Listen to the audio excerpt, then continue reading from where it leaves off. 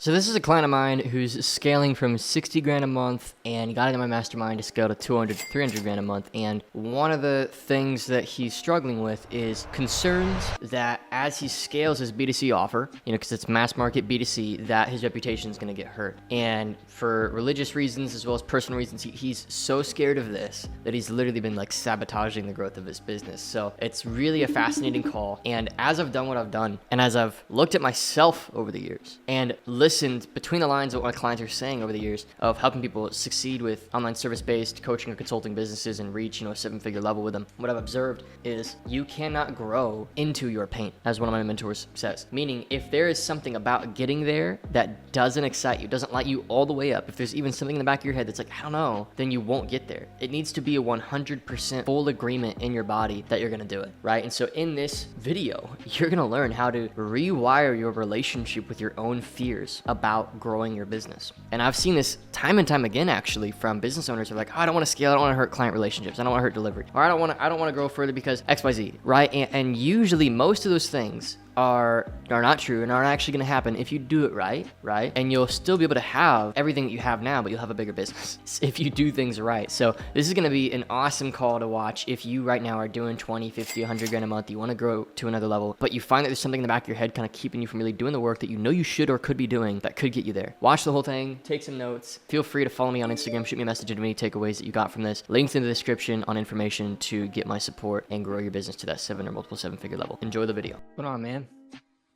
Hey bro, how's it going? Not bad at all, dude. How are you? Pretty good, pretty good. How are you, your family, your son? We are, dude, we're great actually. He's constant and loud, but dude, we love him so much. So we're good, dude. It's crazy, man. What's that? It's crazy how you manage a multiple seven-figure business and also have a newborn. So I'd love to learn someday how you manage all of that. Dude, you know what it is? It's just the perfect wife, man. Honestly, it's the perfect wife. I have the perfect wife for it, dude. So I give her all the credit on that. So yeah, man. Well, I'm looking forward to these, dude. I've been thinking a lot about you since we decided to do this. So let's just get right into it. I saw your Google Doc. I pulled it up, and so we'll kind of start with the thing that I really wanted to focus on in this Google Doc, dude, was there's this underlying belief that you have, man, about how like reputation works and like how people form opinions of people. And I think I just want to like take some time and really unpack some of that because you know what I mean? Because it's just like, there's this idea that one of my mentors says, and I love this idea, dude, you cannot grow into your pain. So it's this idea that if there's something about your business being at the level that you want it to be that scares you, you won't do it, right? And so you will literally sabotage your business out of the success that you want it to have until you deal with that thing. And there are no structural changes that you can make, dude. I'm telling you this right now. There are almost no structural changes that you can make to your business that will prevent you from having upset customers. Like there's almost nothing you can do. And there's almost nothing you can do to prevent people from forming opinions about you that are not in alignment with what you know your heart values are, right? So, without getting into your religion, because I don't know your religion, because I'm Christian, I don't know the Muslim religion, without getting the mosque and stuff, I can tell you my experience has been that people have formed opinions of me that are absolutely not true. And all I do, dude, is I just continue to show up as I am. And those opinions, they do this, man. They change and they shift. One year they don't like me, the next year they like me. You know what I mean? And it just does that. So, but I do want to get tactical about how we manage people and all that stuff. But I want you to know, like, trying to control the uncontrollable is almost impossible, dude. Your reputation is not something you cannot control what people size you up to be behind your back when you're not around. You just, you can't control it. You know what I mean? It's mainly that, I don't have an expectation on what to expect because in CB, you always mentioned the 10% rule. But now after expanding a bit more on that, I understand the 10% rule is for the people that are doing the work, not just everyone, if I'm correct. Well, I mean, I'd say it's for everyone. I really would. You have room to scale as long as 10% or less of your clients are succeeding. I still believe, or sorry, not succeeding, are unhappy, verbally unhappy. Now, ideally, that's like 1 to 3%. That's really where you want it to be, but you have room to scale when you're at 10. And so Yeah, dude, I still agree with that. And now it's not the ideal number. It just means you have room to put on the gas. So I'll just pull up this doc that you've given me here, right? Yeah. Um, okay. Jennifer's call. Yeah. Yeah, So if it's so okay, could I just kind of explain to you on my own words, just give you the context behind the whole situation, or if you want, you can just no. I read this. right. Okay. I read this and I kind of know where you're at generally. Hmm. Um, Here's the first thing, dude, is you give people money back guarantees if they follow Yeah. the program guidelines and steps and everything. Yeah. As of late, dude, I just do no money back guarantees. And if they're not ready for that, then it means I haven't built enough trust with them, and I'm not even sure that I want to do business with that individual. Hmm. Okay. So usually money back guarantees are what's called obviously a risk reversal, right? Yeah. It's like, hey, if this doesn't work, you're gonna get this. Instead of using, hey, you give me this, I give you that to make up for the lack of trust that you've built in your funnel. I really would love, dude, if you just introduced to your system a some free content, something that they watch, you send them resources, they get a bunch of free stuff so that by the time they're on the call, you don't need to use guarantees to get them to buy. Like people have this idea that they need to use guarantees, but the same way that you systematically use guarantees, you can just replace that with just building trust so that you don't have to use guarantees, My right? own question with that was I did once think, okay, should I just take away the guarantee, or am I being too kind of transactional with the It's too process? Now, transactional. I don't like guarantees at yeah. all.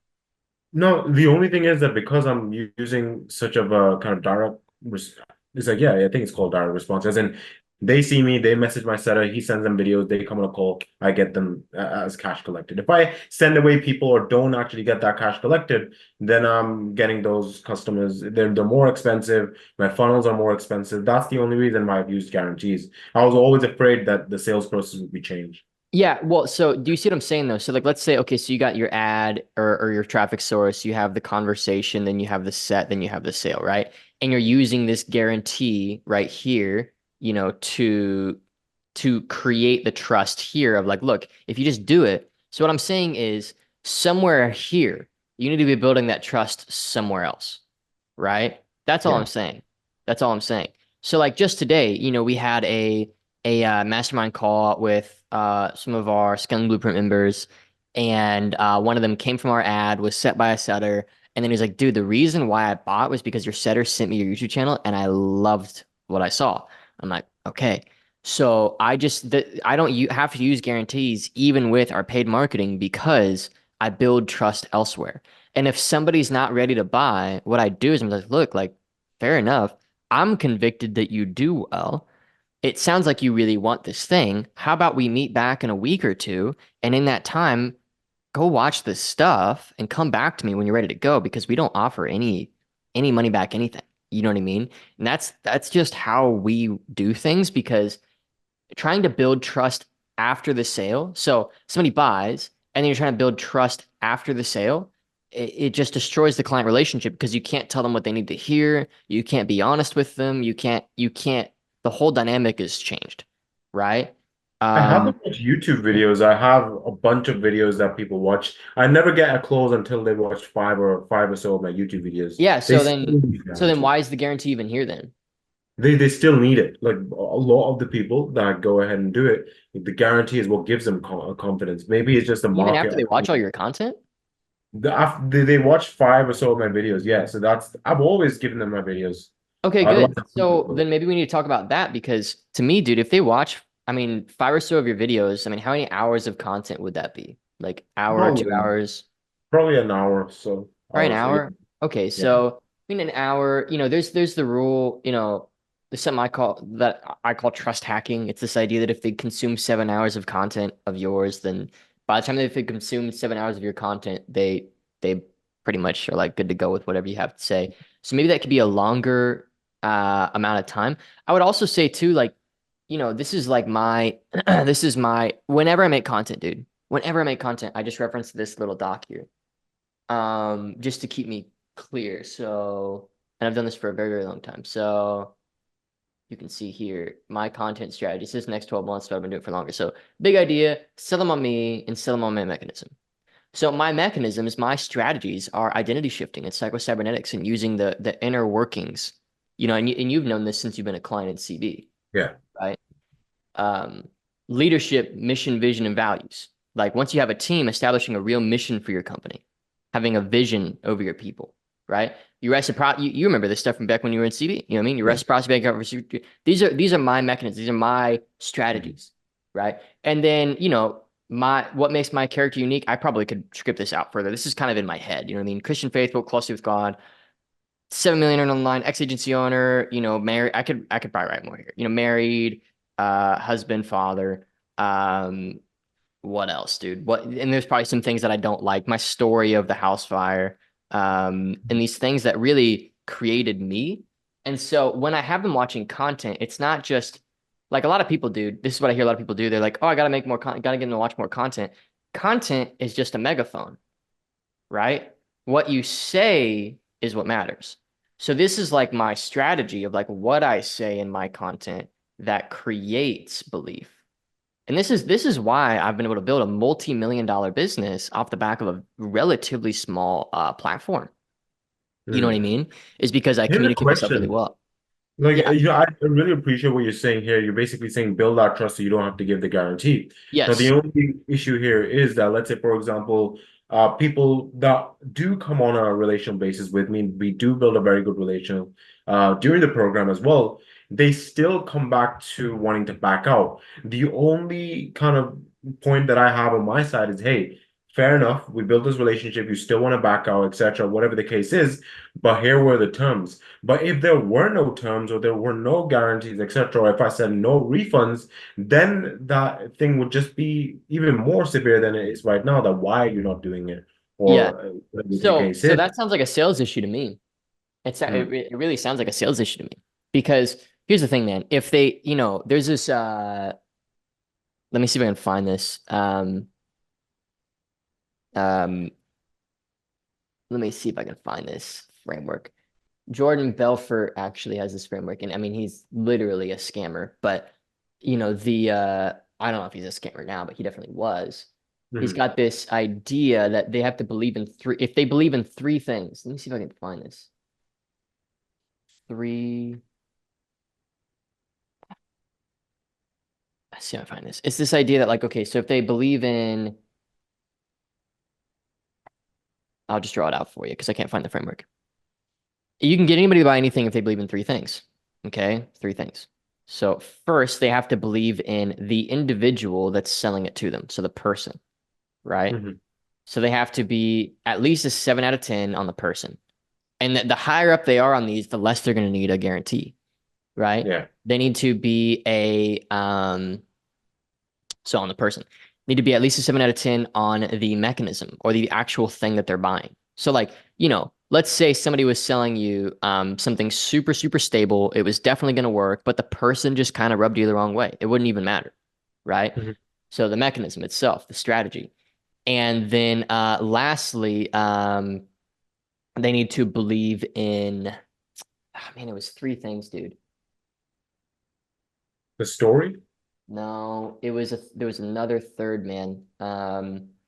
themselves.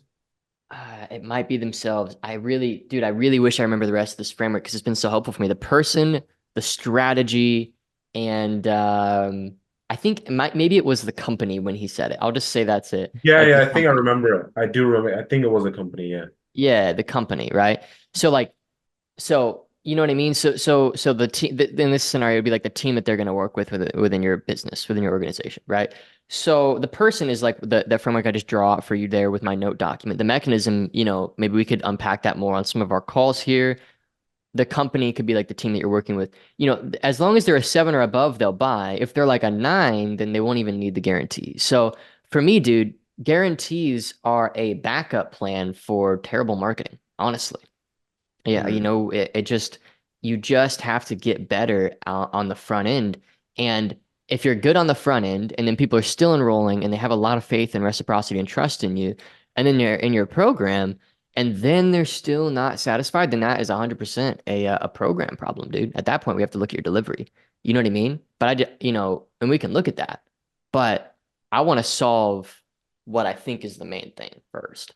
I feel like I'm going to be completely honest with you, and this is one of the things that you instilled into my head when I first started because I've got everything from CB. So you said once something is working, do not touch it. So what Mhm. I always have a fear of is the sales process is working. Yeah. Tomorrow I go ahead and don't offer a guarantee or work towards that, then that means sacrificing a Well, couple it of. wouldn't be a tomorrow thing. I think it would be I think it would be a small test that you do on the side. Call it 10 or 20% of your conversations. To how much revenue are you going to do this month? Let's say with the guarantee, how much would you do? Probably around 60. 60? Okay. So I mean, you use the guarantee for now if it's working for you for now, but a subsection of your traffic that comes through, what I want you to do is start to say, hey, you know what? Before we even talk about this, let me send you this free training, this free guide, and I want you to click around and watch a bunch of my YouTube videos. If you get value from them, then come back, ask me some questions, and we'll go from there, kind of thing, and just Mhm. see how that starts to hit, right? So because or alternatively, after they book the call, say, hey, it's a bit of homework, but between now and our call, I want you to go watch, we send them this video. This is my because we're currently teaching Instagram. I'm planning on making a pivot here soon to something a little bit different, more of a holistic thing than just Instagram. But we send them this, so it's this 3 hour long video on Instagram. So when somebody books with me, I'm like, all right, hey, go watch this and let me know. And it's just gonna tell you the whole strategy, so you really understand how it works. And it's actually a live training with a bunch of clients so that by the time that they have watched the whole thing, they're like, okay, they know that this works. It's also social proof. It shows other clients, and that builds a lot of reciprocity with them, trust with them, authority with them, and everything. And it's like, okay, so that's how we can kind of get colder traffic to not need a guarantee in order to buy, right? To be honest, um with the videos that I sent to them, they're mostly case studies, testimonials. yeah, dude, Um, I would definitely make a video that just like really teaches. right. You know what I Okay, mean? just And give it really value. adds a lot of value. Yeah. Adds a Right. lot of value. Because You then know? they start overthinking, they start asking, oh, when you said this, how do you do that? And they get in too much into the process. That's Yeah. what. Yeah. 100%. Yeah. They Okay. get well, I mean, okay, so let me not just say 100% there. I want to actually like they won't get too into the process. It's actually quite interesting. Even though you're teaching them a framework or a system or a process, on the call, you'll find as long as they believe that it can work, the call's about them, like it should be. Like I teach, the call is not about the mechanism. The call is about them. Once they believe in the mechanism, the call shouldn't be about the mechanism. That you should have handled that in your marketing. The call should be about them, where they are now, where they want to get, and why they can't get there themselves. Which Yeah. but by the time they're on the call, they're like, okay, this works. I see that this works. So if I were you, I'd just host like a group training with a bunch of your favorite clients in this process and be like, hey, I'm just going to teach the fundamentals again. 2 3 hour long thing. Maybe you split into days, 3 day challenge or whatever you want to call it. I don't know. And then that's your thing. And then what naturally happens is people end up checking out the rest of the content and going and clicking around. And I just I'm so consistent over here that like yeah we'll probably spend 50 60 grand on ads this month, but the reason why it works so well is just because I just do this so much, you know what I mean? And we push this so much, like our setter team, our phone setter team, our DM setters, everybody is like, hey, go check out the content, go check out the content, you know what I mean? Mhm. And I'm actually gonna be a lot more serious about content with the next 12 months here because I'm realizing like, Yeah. well, I've been kind of sleeping on it a little bit. So Mhm. yeah, Yeah. man. And when you said at the beginning where if there is like a mental block, that will always be kind of a subconscious, what would you say, a barrier to you getting to your goals. Now, this is still a barrier for me. Like this is genuinely something I'm afraid of, because there's a lot of, because of its cold calling. I either help them through outbounds or they spend cash. Now, the only Hmm. reason I ask them to do outbounds is because that gives them proof of concept sales and a bit Hmm. of cash collected up front for me to run ads in it. Helps me manage people because there's so much volume coming in of people. I can't just run ads for everyone. But Yeah. anyway, getting to the point, that can be slightly challenging for a lot of people, which lowers their impulse because they're regular 9 to 5 people with no experience. So there are the fair few people where their impulse is going down. Now, coming back to the first question that I had again, I know you mentioned you can't control your reputation, although No, no, no. Here's um, here's what I meant to say. You can control your reputation to the degree that you can control your behavior. mhm, But your reputation, I've found, always catches up to your behavior from about a year and a half ago, maybe 2 years ago, right? Like that's how reputations work. So how I think about it, dude, is if somebody comes in, they do everything, they're not happy, find a way to make it up to them as best as you can. But even me, dude, I have like die-hard people that are convinced I'm an absolute scam. And I've even had people literally contact my family and tell them like that what I'm doing is like not cool. And Mm. it's like, dang, wow. But what it is it's just people with unhealed, unresolved trauma that are making it your problem. You just kind of have to put it in its place. And then I also think too, man, it's really important if you're going to step up to the plate and be a big leader that you have your core circle dialed in.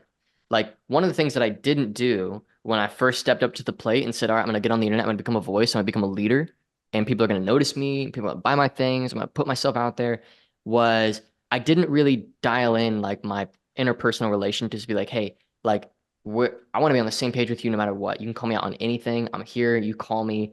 I want you to know no matter what I do, you can challenge me. And instead I got defensive. So they'd be like, hey, I'm not really sure about this. And we get defensive instead of being like, well, let me hear this out and really understand why they feel this way. And really allowing people who are close to me to have a voice, right? And have Mm. a say. Because then they are on the same team. And then you're like a brick wall. Like you know, but nothing can get through that. Like my own a good example would be like my brother who back when I first started to succeed, we really didn't get along very well at all. You know, he ran a landscaping business and he felt stuck in the landscaping business. I was out here on the internet killing it, and he just was like, he felt stuck, which looking back, I didn't make it any easier because I talked about money all the time. You know what I mean? Now today, we're like, we feel this like heavy weight landing on our shoulders of like, wow, like, our father is starting to, he's still great, but he's starting to kind of slow down. He's coming up on his being in his 60s. We're starting to feel kind of some of the weight. And we were on the phone today and, he and I are good. So I think if I were to give you some more personal advice, dude, because I don't think that this is a business problem. I think this is a personal problem that's going to continue to show up in your business until it's solved. And I say this with respect because I don't know your religion. I don't understand the Muslim Of religion much at course. all. I would say My you need to, legit fear, apologies for cutting you off. Like no, no, no. if you're thinking that it's a personal problem when it comes to relationships, etc. My fear, because dedicated my life, again, going back to CB, where you Yeah, said dedicate everything. So yeah, this is like business is my life. yeah, When customer support request comes, I feel like that as a direct attack to my future because I've dedicated everything through this and I yes. feel they So leave bad reviews. what And I I want won't you to get do, any. dude, here's what I want you to do. There's two things. First, I want you to have any conversations you need to have with anybody at your mosque. I don't know if you would call it a church. I apologize. I literally know nothing, dude. Yeah. But any conversations you got to have them, man. Sit down over coffee and say, hey, look, I want to be on the same page with you. I'm doing something where people are going to, misconstrue me. But I'm here to serve people. And I want you to know that I need you on my team. And that if you ever feel the need to call me out, you can 100%. You will always have that voice. I gave my dad that voice when I was 18, 19, and things just started to pick up. I was like, Dad, I want you to know no matter what, you can call me. And if you think I'm doing something wrong, you can tell me anytime. And so he has that voice, and he's only had to use it once. Now my brother has that voice. My wife will always have that voice. So just make sure you're selective with who has that voice in your life of, hey, I really don't think you're doing something okay here, right? The more practical piece of advice, that's the kind of the personal piece of advice. Go have those conversations. The more practical piece of advice is you talk about going all in, you talk about making this your life. I think it's important for you to regulate your nervous system when it comes to your business. And when somebody isn't happy, what that means. Whenever we have a feeling, behind the feeling is a belief, right? So we have an emotional reaction to something. Somebody wants a refund. Somebody's not happy. Somebody's flagging us down online, saying something mean about us, whatever. We have an emotional reaction to that. That emotion is always, and this is a Tony Robbins thing. I love this. It comes from a belief. So there's a belief about the world or about yourself that's inspiring that emotion.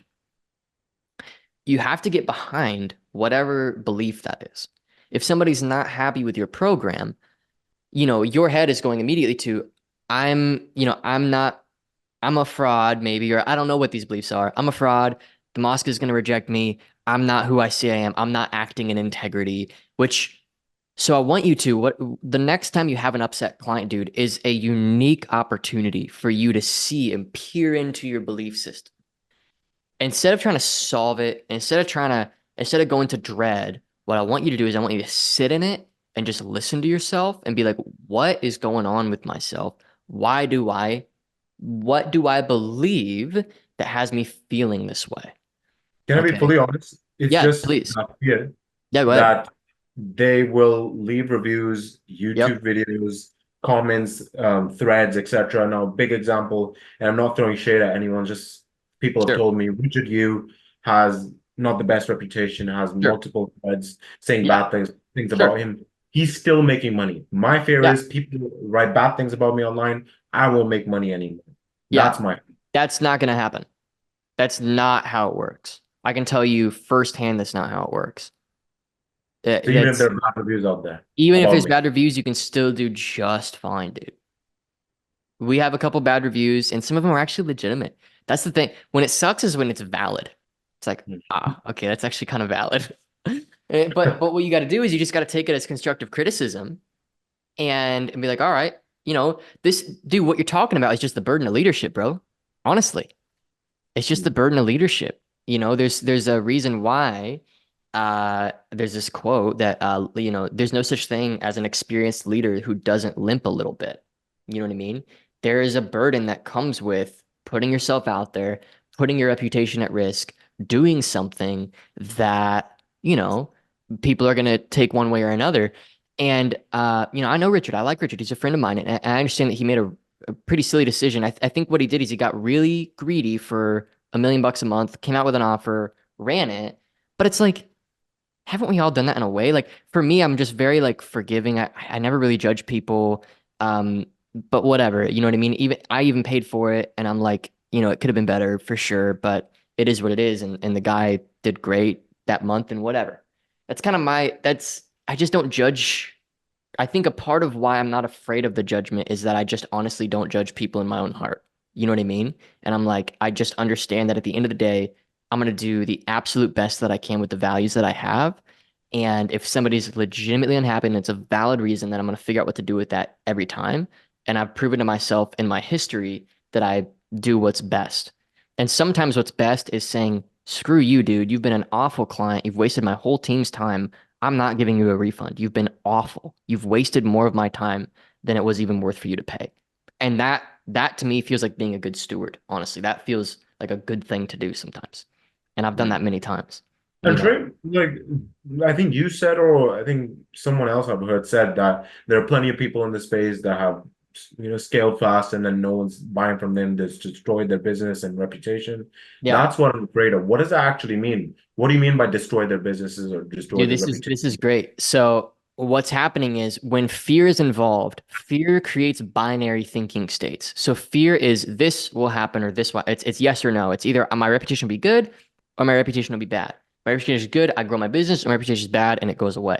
Fear creates binary thinking states. Okay, so what you got to do is you got to think about this is what I'm saying. Next time you have a refund request or not have a client, take a sec. That's a unique opportunity to peer through yourself and into the belief system that's causing you to feel that way. And I want you to do that next time, right?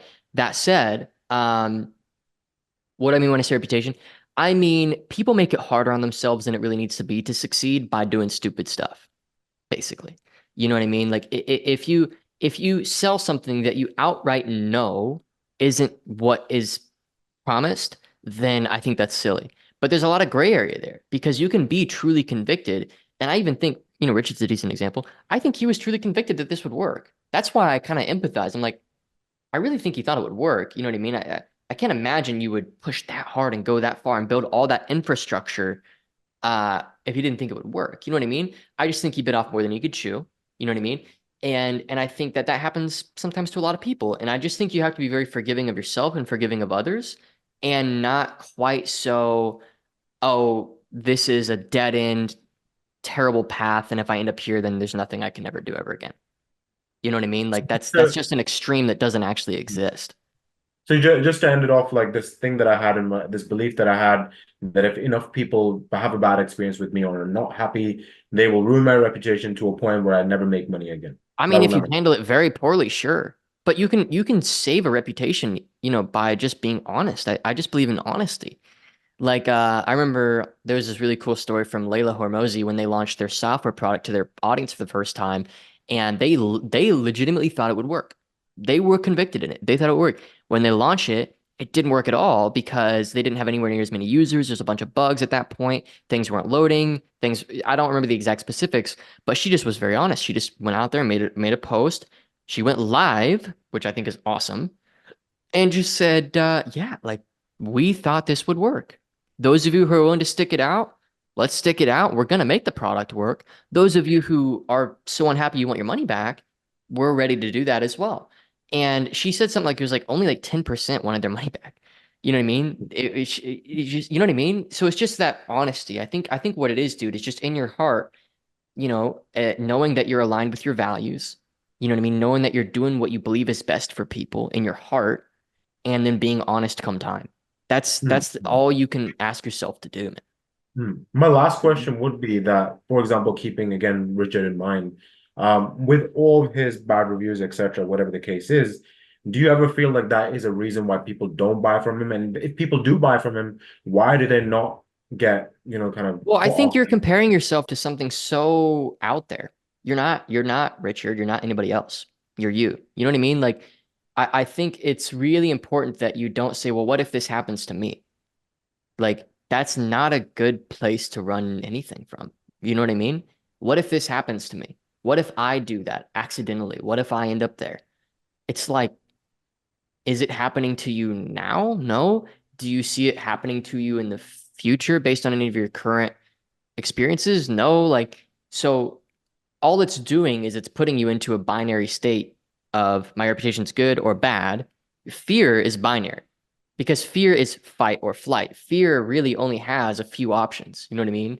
When you're afraid, you've got a few options at max. And fear does the same thing. Fear puts you in a state of, I've got a few options right now. I've got this or But nothing. like from a sales perspective as well, like if we put beliefs aside, sales perspective, why don't people look at all of his reviews and still buy from him? I mean, I don't know, dude. I couldn't tell you. I think it's just the offer's good and he's got a, he has a way that he explains it, but it's not something that affects you. You're so distant from that. You know what I mean? Like I had to deal with this in my own way actually, where, I think you probably know this. My dad's like an Amazon coach. He's done that for forever. He's done it for years. And he partnered with this guy who he thought in his heart of hearts was legitimate. He'd talk about him at the dinner table. He loved it. They were like really good friends. Turns out the guy was, and he's going to jail now. He turns out the guy was fabricating his financial documents and was a total fraud. And, and so my dad got dragged through the mud reputation wise for a long time for associating with him. And the way that my dad handled it was between him and God, first of all. It wasn't even his fault. And he just continued to serve the people that he can serve and control the things that he can control. And he's done fine. I mean, it was definitely not the best situation for him, but he's done okay. You know what I mean? So I just think, dude, like, my advice to you is don't be afraid of realities that aren't in front of you right now. You know what I mean? 3% of the Like time. that's just not going to help your business. Hmm. Got it. I mean, yeah, that really hit me. Yeah, no, I really appreciate this call, brother. I don't Yeah. want to take much more of your time. I know we're No, on you're 30 minutes. good. Dude, I really enjoy these topics, man, and I like you, dude. I think you're a stud, bro. I hope that I this appreciate helps, it. you know? 100%. Yeah, This because I was just very think cool, that by the way. Just so you know, feedback wise, the thing that you said, fear is binary, this or this, it really stuck. cool, That good, really, man. Yeah, good. I mean, it's something that I've just learned having done it. You know what I mean? Um, it's so interesting. Fear is the enemy, dude. Like the mm, enemy of success in this business, honestly, I've come to realize is fear. It really mm, is, man. And it's like I've had to evolve my relationship with fear as I've had a kid and a wife. Because now I was talking to actually my dad. I just brought him up again, but my dad and I was saying, hey, like I used to be able to walk this balance beam pretty easily. Like I was killing it, doing a couple million a year when I was like 21. Now that I'm 24, I mean, I'm still doing that amount, but it just feel things have been off. Like my team's a little off, things are just a little off, and I realized, oh, it's because I'm afraid of what if I fail because I've got a kid now and my wife, and so I'm putting extra pressure on the what if that doesn't need to be there. you know? And when I just realized that, a lot of the time when you just acknowledge a belief, it fades away. Your beliefs, especially negative and limiting beliefs, often just need a spotlight shown on them and then they just fizzle, you know? And so that was one of those for me of like, oh, like that's why things have been way harder than they need to be, is because I've been just so afraid of like what happens if I don't, succeed, and then my wife, my wife doesn't respect me anymore, and then I lose her, and then I lose the kid, and then I can't, just da da da da da da, and it just sounds like you're doing a similar thing, just in a different context. You know what I mean? Yeah, that was crazy. This was a very good example. That really No, hit me. good man, good. Yeah, Okay. it's never true, man. That's the enemy working 100%. That is literally the devil, I think, working and trying to control. Fear is a tool of the enemy, dude, spiritually. You know. I love that. I love that. Can I please get the recording so I can just Yeah, go yeah, through it yeah. I'll again? send you the recording. I'll send you. Do you mind if I use this for anything, like clips or anything like that? Yeah, of course, of Cool, course. man. Yeah, I Absolutely. might use this for something. I don't know. So Amazing. cool, Yeah, dude. All right, man. Well, I'm excited for our next one. We'll take a look at your business and see what's there and keep it going. But yeah, a lot of the time, dude, it's these inner things, man. It I always is. really appreciate that, brother. And again, um, this is very exciting for me because the things that you say, the way you talk, the sort of beliefs you have, really sit well with me, and I feel like it was a very good decision to start working with you. Yeah, dude. I'm happy you're back, dude. I'm happy you're back. It's cool seeing you. It's cool seeing you come back for more. I I'm like, mean, let's go. absolutely. All right, dude. Well, hey, have a great day, man. We'll chat Yes, again man. soon. See you, All dude. right then. Okay, Bye. bye.